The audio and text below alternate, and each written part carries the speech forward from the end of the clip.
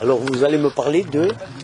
La bataille de Vic, qui a eu lieu le 19 mars 1814 et qui a été un moment qui est très peu connu et qui mérite de l'être quand même, puisque les troupes anglaises poursuivaient les troupes françaises qui étaient en sous-nombre, puisque les Anglais étaient aux alentours de 70 000 alors que les Français étaient à peu près 20 000. Et ils sont partis de Vitoria, où les Français ont été battus, ça a remonté sur Bayonne, il y a eu des combats, il y a eu la bataille d'Orthez, il y a eu la bataille d'Aire-sur-Adour, et ensuite ils sont revenus vers le bas, c'est-à-dire vers Maubourguet. À Maubourguet, les troupes françaises, donc, qui étaient toujours en sous-nombre, ont commencé à livrer un petit peu de bataille à l'entrée de Maubourguet vers les Chesses. Le pont a été détruit pour retarder les Anglais, et finalement Wellington, qui était à la tête de ces bataillons, ont décidé qu'à Vic, il fallait absolument qu'ils arrivent à Vic, pour essayer de décimer le plus possible les divisions françaises qui voulaient se reconstituer toutes ensemble sur Tarbes, où le maréchal Soult voulait refaire un petit peu l'armée française avant la bataille de Toulouse qui a eu lieu d'ailleurs un mois plus tard. Mais ce qui s'est passé, c'est qu'à Vic, il y a eu donc une avancée des Anglais qui ont poussé les Français entre les Chesses et l'Adour, et deux divisions, d'Haricot et d'Armagnac, se sont opposées aux Anglais à partir du mois du Marmajou, le domaine de Balloc, et jusqu'à l'entrée de Vic.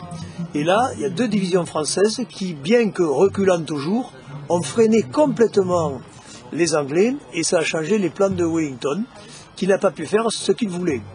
Pendant ce temps, d'autres troupes françaises, d'autres divisions passaient sur les côtés, loin de l'Échesse et de l'Adour, pour rejoindre Tarbes et aller par exemple vers Ibos, où là aussi il y a eu quand même quelques accrochages. Mais à Vic, le Marmajou donc était un endroit un peu, c'était un bois, mais tout était entouré autour, jusqu'à Vic, par des vignes qu'on appelait les hautains. C'était des vignes très hautes, qui étaient sur des échalas ou des arbustes, des arbrisseaux, des petits arbres. Et la cavalerie anglaise était très gênée pour pouvoir passer et galoper donc, entre ces rangées de vignes. Alors que les Français ont pu se camoufler davantage et pour décimer pas mal d'Anglais. Et donc ils ont retardé tellement les Anglais que les Français ont pu se reconstituer vers Tarbes. Donc la bataille de Vic a été estimée par certains historiens comme étant un moment important qui a déjoué un peu les plans de Wellington en ralentissant son armée. Voilà, et cette bataille, elle est peu connue, on la retrouve dans certains livres, il y a d'ailleurs des ouvrages qui ont été écrits là-dessus. Mais c'est un moment de l'histoire locale qui méritait d'être remis en valeur. Et il y a eu quand même pas mal de morts, Et il y a quelques anecdotes intéressantes, notamment un cavalier anglais qui s'appelait William Light, qui pour savoir où étaient les régiments français et combien ils étaient, a lancé son cheval, en lâchant les brides, en faisant un peu le moribond, celui qui allait tomber, celui qui allait mourir, qui est passé devant les troupes, sur lequel on a tiré sans le toucher, et donc qui a continué.